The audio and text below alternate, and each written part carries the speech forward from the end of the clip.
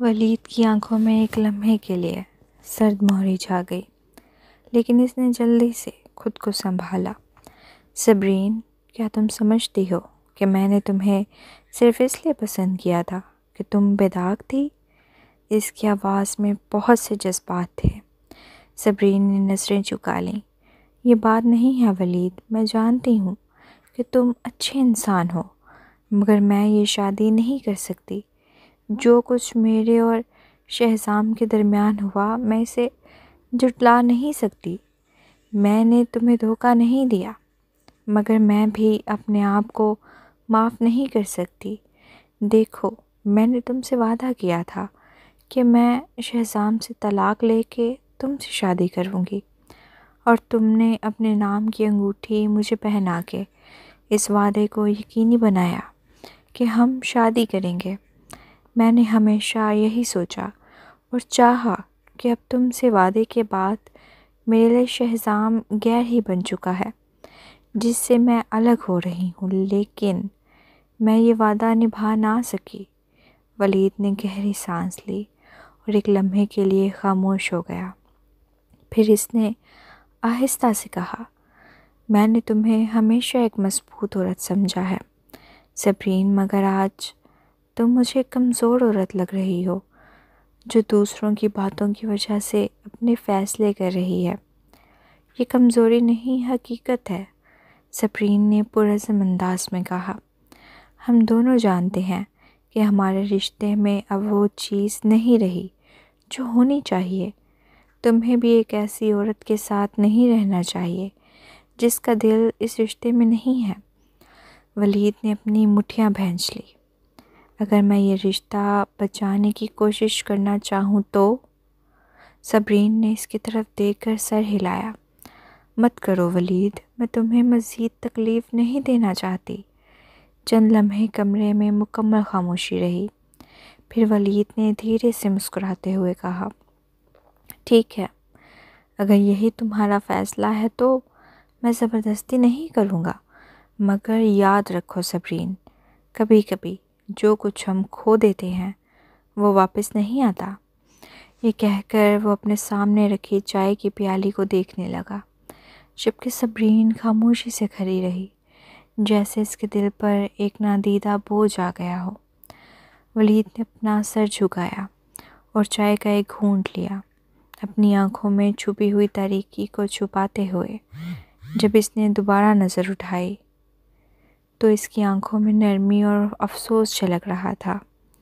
سپی، مجھے ایک بات تو بتاؤ۔ کیا؟ صبرین نے اسے سوالی نظروں سے دیکھنے لگی۔ کیا جب تم اور شہزام اکٹھے ہوئے تو اپنی رضامندی سے اس کے ساتھ بیڈ پہ تھی؟ ولید پوچھنے لگا۔ بالکل نہیں، صبرین نے فوراً انکار کیا۔ پھر بس یہی کافی ہے۔ ولید نے نرمی سے اس کا ہاتھ تھام لیا۔ سبی، میں نے کہیں پڑھا تھا کہ اگر کسی آدمی کی منگیتر کو گینگسٹرز اغوا کر لیں تو کیا وہ چاہے گا کہ اس کی منگیتر اپنی جان کی بازی لگا کر مزاحمت کرے یا اپنی جان بچانے کے لیے مان جائے؟ اگر میں ہوتا تو میں اپنی منگیتر کی زندگی کو زیادہ اہمیت دیتا۔ ولید، صبرین کا دل کانپ گیا اور اس کی آنکھیں نمی سے بھر گئیں۔ میں ان لوگوں میں سے نہیں ہوں جو عورت کے پہلے تعلق کو لے کر پریشان ہوتے ہیں۔ میں نے تمہیں پرپوز کرتے وقت یہ سب پہلے ہی جان لیا تھا۔ ولید نے بات جاری رکھی۔ جس دن تم طلاق لینے کا فیصلہ کر چکی تھی، تمہیں شہزام نے اغوا کر لیا۔ میں تمہیں کیوں قصوروار ٹھہراؤں؟ اس کی بجائے مجھے اپنے آپ پر غصہ آتا ہے کہ میں ایک بے بس مرد تھا۔ میں اپنی فیملی کی سلامتی کے خوف سے پولیس سے بھی رابطہ نہیں کر سکا۔ در حقیقت میں ان دنوں بے چین تھا کیونکہ میں ڈرتا تھا کہ تم مجھے کمزور سمجھنے لگو گی۔ نہیں، صبرین نے نفی میں سر ہلایا۔ میں تمہیں سمجھ سکتی ہوں۔ اگر میں تمہاری جگہ ہوتی تو شاید میں بھی یہی کرتی۔ یہ شہزام ہی ہے جو بہت نیچ ہے۔ ہاں، وہ نیچ ہے، اور اس نے تمہیں زبردستی مجبوری کیا۔ اس نے سوچا تھا کہ اگر میں تمہیں بچا بھی لوں تو میں تمہیں قبول نہیں کروں گا، لیکن اس نے مجھے کم سمجھا۔ میری محبت ہر چیز سے بڑھ کر ہے۔ میں پہلے بھی تمہارے بچوں کو قبول کر چکا ہوں، اور اس بار صرف تمہارا واپس آنا میرے لیے کافی ہے۔ ولید کی آنکھوں میں تکلیف نظر آئی۔ سپی، ہمارے لیے ساتھ رہنا اتنا مشکل کیوں ہے؟ اتنے اتار چڑھاؤ کے بعد میں نے صبر سے انتظار کیا، اور آخر کار تم نے مجھ سے شادی کرنے کے لیے ہاں کہی۔ لیکن پھر ایک اور مسئلہ پیدا ہو گیا۔ اگر تم واقعی خود کو مجرم سمجھتی ہو تو اس کا ازالہ وقت کے ساتھ کر سکتی ہو۔ صبرین کا دل اس کی باتیں سن کر نرم ہونے لگا۔ واپسی کے سفر کے دوران اس نے ولید سے الگ ہونے کا فیصلہ کر لیا تھا، لیکن اب اس کی باتیں سن کر وہ دوبارہ تذبذب کا شکار ہو گئی۔ ولید کی محبت اتنی گہری تھی کہ اگر وہ اسے چھوڑ دیتی تو وہ تکلیف میں مبتلا ہو جاتا۔ اس کے علاوہ اگر وہ چلی جاتی تو اس کا مطلب یہ ہوتا کہ شہزام کا منصوبہ کامیاب ہو گیا۔ اس بارے میں مزید مت سوچو، ولید نے اسے نرمی سے گلے لگا لیا۔ میں آج رات یہاں نہیں رکوں گا۔ تم ابھی واپس آئی ہو، شاید تمہارا ذہن منتشر ہو۔ کچھ دن آرام کرو، اپنے کاروبار پر توجہ دو، اور پھر سکون سے بیٹھ کے ہمارے رشتے اور شہزام سے علیحدگی کے بارے میں سوچو، ٹھیک ہے؟ صبرین نے آخر کار سر ہلا دیا۔ وہ اس بات پر پرسکون محسوس کر رہی تھی کہ ولید آج رات جا رہا تھا۔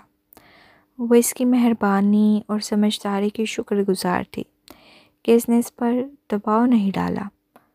جب ولید کی گاڑی لاشاری خاندان کے ولا سے روانہ ہوئی، اس کے چہرے پر موجود نرمی اور خوشی اخلاقی آہستہ آہستہ اندھیرے اور سرد مہری میں بدل گئی۔ صبرین اسے شادی نہیں کرنا چاہتی تھی۔ ہاں، وہ اتنی آسانی سے ایسا نہیں ہونے دے گا۔ ویسے بھی وہ یہ ماننے کے لیے تیار نہیں تھا کہ وہ شہزام کے ساتھ اپنی مرضی کے خلاف گئی تھی۔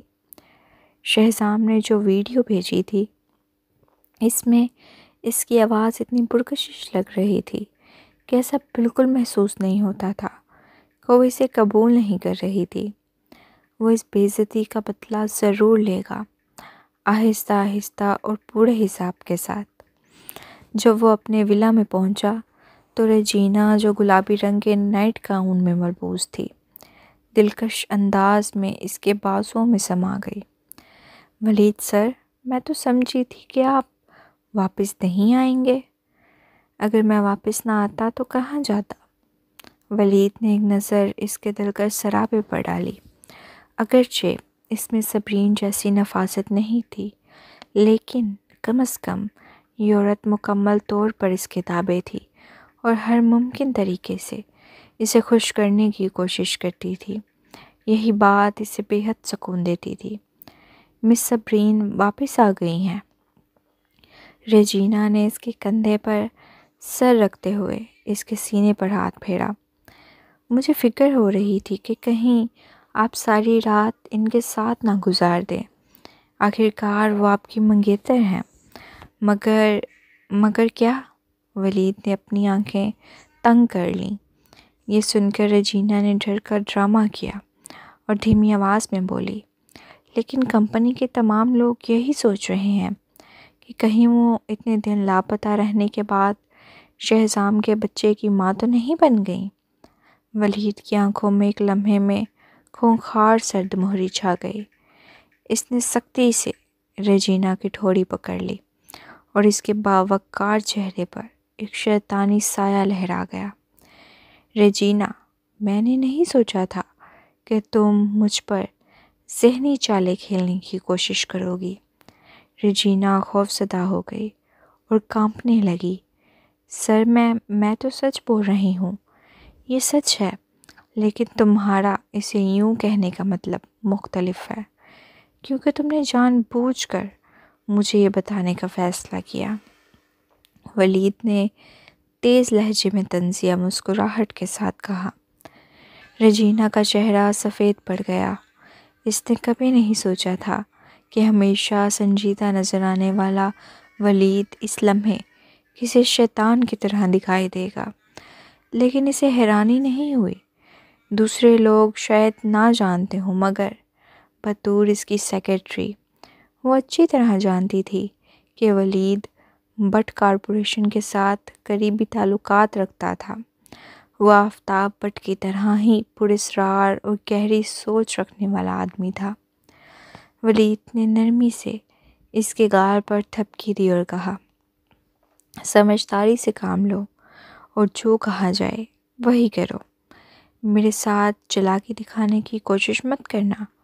اگر تم اپنی حد میں رہو تو میں تمہیں وہ موقع دے سکتا ہوں جس کی تم خواہش رکھتی ہو سکتا ہے تمہیں میرا بچہ پیدا کرنے کا موقع بھی مل جائے۔ البتہ تم کبھی بھی مسز ولید گردیزی کی جگہ حاصل نہیں کر سکو گی، لیکن میں تمہیں زندگی میں ہر سہولت دوں گا۔ شکریہ ولید سر۔ ریجینا خوشی سے نہال ہو گئی۔ اسے مسز ولید گردیزی کا درجہ پانے کی پرواہ نہیں تھی، وہ صرف ولید اور اس کی طاقت کو چاہتی تھی۔ پھر آج رات میرا اچھے سے خیال رکھو۔ ولید نے اسے سیدھا اٹھایا اور اوپر کمرے میں لے گیا۔ اس کے اندر آگ بڑھی ہوئی تھی۔ آج جب اس نے صبرین کو جزیرے پہ دیکھا تو اس کے دل میں جو جلن اور حسد تھا وہ اسے کھا رہا تھا، مگر اس وقت وہ خود پر قابو رکھ کر ایک مہذب منگیتر کا روپ دھارے رہا۔ لیکن اب جب کہ اسے مزید اپنا اصل چہرہ چھپانے کی ضرورت نہیں تھی، وہ سب کچھ کھل کر باہر نکال رہا تھا۔ رات گزرنے کے بعد ریجینا بستر کے دوسرے کنارے پر دبکی ہوئی تھی، جیسے کسی نے ہوا نکال دی ہو۔ آج رات ولید اتنا ہی شفاق تھا جتنا وہ صبرین کی اغوا والی رات تھا۔ وہ خود کو محض ایک ایسا آلہ محسوس کر رہی تھی جس پر ولید نے اپنا غصہ نکالا تھا، مگر جب اس نے ولید کو بیڈ کے ہیڈ بورڈ سے ٹیک لگا کر سگریٹ پیتے دیکھا تو اس کے پرکشش وجود نے ریجینا کی سانسیں روک دیں۔ ولید، اس نے ایک ادا سے اسے پکارا اور اس سے لپٹنے کی کوشش کی۔ ولید نے اسے پرے نہیں دھکیلا بلکہ نیچے دیکھ کر بولا، کل صبح تم یہاں سے نکل جانا اور کسی کو بلا کر جگہ کی صفائی کروا دینا۔ میں چاہتا ہوں کہ صبرین کو یہاں دعوت پہ بلاؤں۔ ٹھیک ہے۔ ریجینا کے چہرے پر ہلکی سی چالاک مسکراہٹ آ گئی۔ اسے یہ توقع نہیں تھی کہ ولید صبرین کو اسی گھر میں لا کر رکھے گا۔ پچھلے 1 مہینے سے وہ روزانہ اسی بیڈ پر ولید کے ساتھ راتیں گزار رہی تھی۔ ہاں، آخر میں عظیم صبرین یزدانی اسی آدمی کے ساتھ سوئے گی، اسی بیڈ پر جس پر میں اتنے دن گزار چکی ہوں۔ دوسری طرف ایک 5 اسٹار ہوٹل میں ریحام کی آنکھیں نشے کی کیفیت سے دھندلی ہو رہی تھیں۔ اس کا سر درد سے پھٹا جا رہا تھا اور اسے یاد آیا کہ وہ کل رات ایک بار میں شراب پی رہا تھا۔ مجھے یہاں کون لایا؟ وہ جیب سے موبائل نکالنے ہی والا تھا کہ اچانک اس کے کمرے کا دروازہ زور سے دھکا مار کر کھولا گیا۔ زبیر 2 آدمیوں کے ساتھ اندر داخل ہوا۔ ریحام سر، شہزام صاحب آپ کو بلا رہے ہیں۔ ریحام نے ان کے سخت انداز کو دیکھ کر ہلکی سی مسکراہٹ کے ساتھ طنزیہ انداز میں کہا، اگر میں گیا تو کیا واپس بھی زندہ آ سکوں گا؟ زبیر نے پرسکون لہجے میں اس کی طرف دیکھا اور کہا، اگر آپ نہیں گئے تو آپ کا صحیح سلامت رہنا ممکن نہیں ہوگا۔ ریحام ایک تلخ ہنسی ہنس دیا۔ ٹھیک ہے، شہزام اسے آسانی سے معاف نہیں کرے گا، یہ وہ پہلے ہی جانتا تھا۔ بہرحال وہ خود بھی شہزام سے بات کرنے کا موقع چاہتا تھا۔ وہ اپنی پوری زندگی ایک غدار کے طور پر نہیں گزارنا چاہتا تھا۔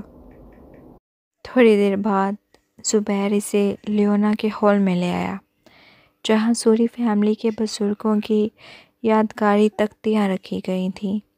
شہزام ایک طرف کرسی پر بیٹھا تھا۔ اس کا خوبصورت چہرہ بے تاثر تھا اور اس کی اصل جذبات کا اندازہ لگانا مشکل تھا۔ بڑے صاحب، میں اسے لے آیا ہوں۔ زبیر نے ریحام کی ٹانگ پر زور سے ٹھوکر ماری۔ ریحام اچانک اپنا توازن کھو بیٹھا اور گھٹنوں کے بل گر گیا۔ وہ اٹھنے ہی والا تھا کہ زبیر نے زبردستی اسے نیچے دبا دیا۔ ریحام نے دانت پیس کر غصے سے شہزام کی طرف دیکھا اور کہا، میں نے کچھ غلط نہیں کیا، نہ ہی میں نے کمپنی سے غداری کی۔ شہزام، تمہیں اندازہ ہو گیا ہوگا کہ میں نے ان دنوں بٹ کارپوریشن کا رخ بھی نہیں کیا۔ میں پہلے ہی اپنے باپ سے تعلق توڑ چکا ہوں۔